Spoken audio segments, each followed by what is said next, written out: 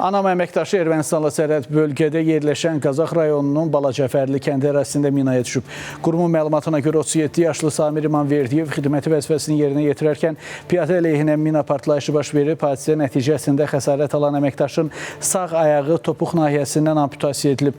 İmanverdiyev Samir rayon mərkəzi xəstəxanasına təxliyə olunub. Vəziyyəti qənaət bəxşdir. Həyatı təhlükəsi yoxdur. Rəsmi Bakı son 5 ildə mina qurbanlarının sayını açıqlayıb. Məlumata görə 44 günlük müharibənin bitməsindən bu yana 412 nəfər mina partlayışlarının qurbanı olub. Mülki şəxsləri hədəfə alan, bərpa işlərinə mane olan və təhlükəsiz qayıdışı əngəlləyən bu humanitar faciə beynəlxalq humanitar hüququn ciddi şəkildə pozulmasıdır. Bu hadisə həmçinin geniş miqyaslı mina təmizləmə əməliyyatları üçün sürətləndirilmiş və beynəlxalq dəstəyə olan təcili ehtiyacı bir daha göstərir deyə Azərbaycanın Xarici İşlər Nazirliyi bildirir.